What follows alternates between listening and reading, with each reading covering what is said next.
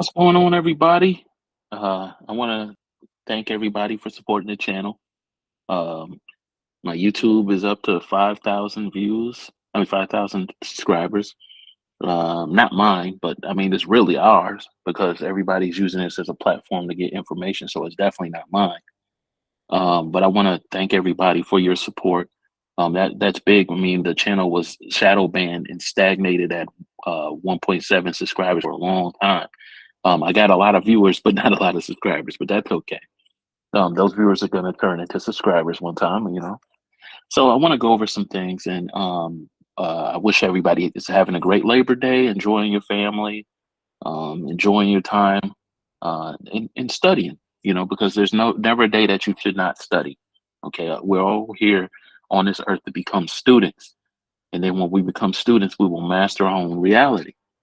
All right, so now that we got that and we got the energy right, so sometimes it takes a few days. So if I haven't responded to your DM,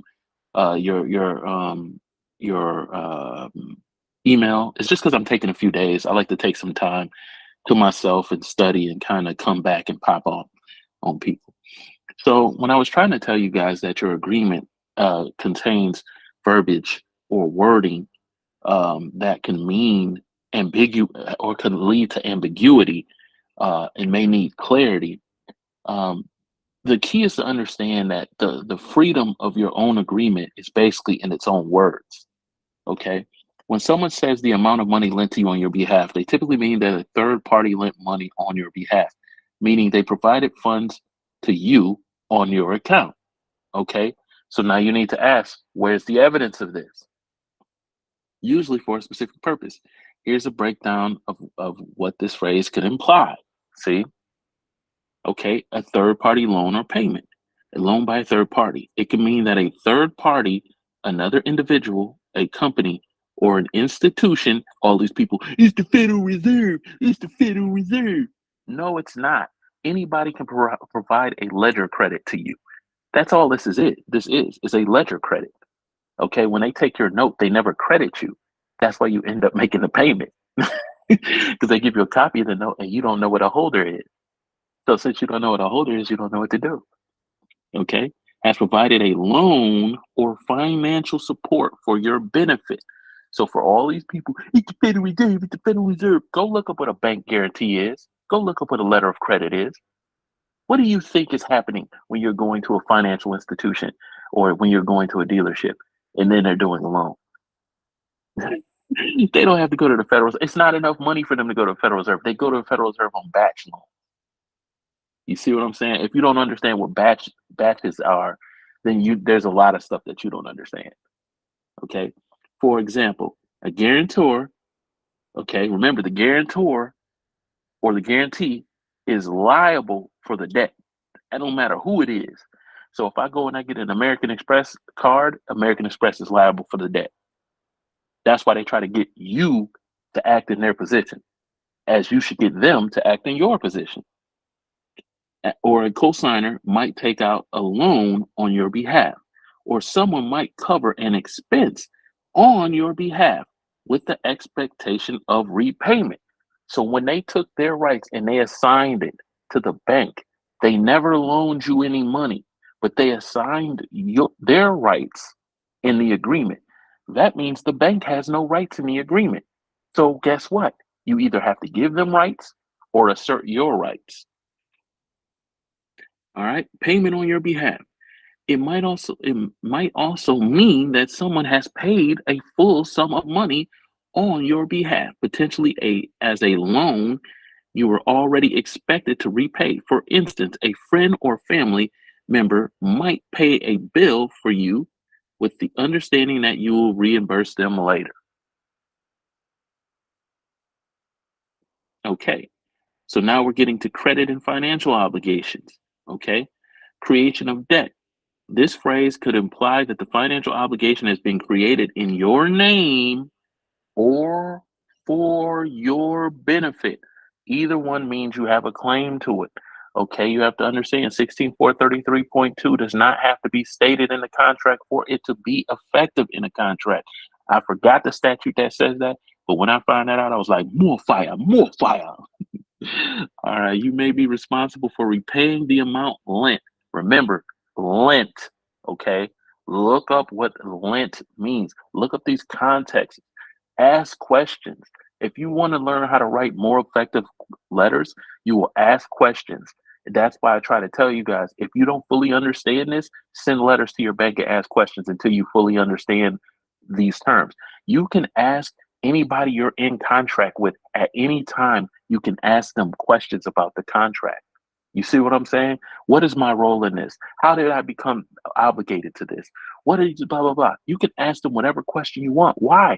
Because they work for you. Until you understand who you are and your level of intelligence and your grand what your purpose is in this universe, you will always look externally for validation. That's what you're doing. So I'm going to release new information that's going to show you how to get around and just to get your mortgages back and get it out of these people's hands if they're not going to act as trustees. Even if the money didn't directly pass through your hands, but was used for something that benefited you. Okay. If I went to a car dealership, the dealership assigned their rights, title, and interest. Okay. Where was my benefit at? My benefit wasn't the car. The car is part of the project, part of the agreement. So the car is not a benefit for me. Without the car, there is no deal. You know what I'm saying? So look, fiduciary agent context, agency relationship. In some cases, it might refer to a situation where someone is acting as your agent or fiduciary. So you need to ask what are the roles of this agreement? And are these roles enforceable? I need to know this because I need to know how to properly perform in my agreement. And I'm going to ask that you stop collection until we figure this out. Okay?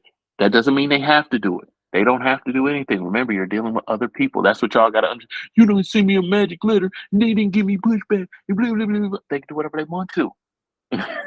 You still believe they're over you. So they can do whatever they want to until you take control. Arranged a loan or a financial transaction on your behalf. You are ultimately responsible for the repayment because the money was lent for your benefit or purpose. So then you need evidence of this money being lent. You need evidence of that. You see what I'm saying? You start asking questions. You don't have to assume stuff. Don't write letters assuming anything. Write letters asking questions because these letters can become what? Evidence. So they're going to watch how they speak as you should watch what you speak. Do not use your emotion in any letter or any legal purpose. Don't use your emotion. Don't try to have a gotcha moment. What'll happen is the evidence will give you the gotcha moment. That's why if I go into court, I don't have to write a written motion. I can just make an oral motion and it's going to comply with the rules of court. The reason why I would do an oral motion is because it will teach me how to do a motion. Even if I was locked up in a cage, I could be able to get out and put a motion together that complies with the well-planned laws of the state.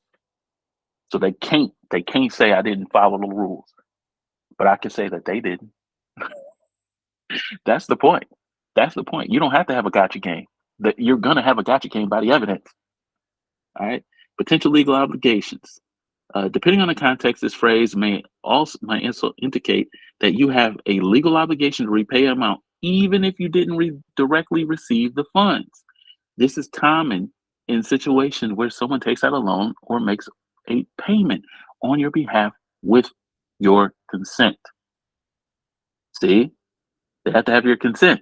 As I told you many times, your consent has to be in writing. Okay. So if you gave consent and you didn't know the capacity of what you gave consent on, or you didn't understand it at the time, wouldn't you let the lender know that? Because you let them know that they don't have a deal. They're under the presumption and the assumption is that everything is hunky dory, and you're sitting there allowing them to have this presumption and assumption. Like if you go into court, and the court is saying, "You're gonna come to court on this day," and you're like, "Okay," and you come to court, you just made an agreement. but you didn't know you made an agreement. So you can walk back the fact that you didn't know you made an agreement. And with that being said, I want everybody to have a great day, have a great family day. If you're kicking it with the family, if you're kicking it with yourself, enjoy your day. Great energy. We're gonna stay focused. We're gonna stay happy. We're gonna stay above all negativity. And that's what I'm sending for y'all. And have a great day.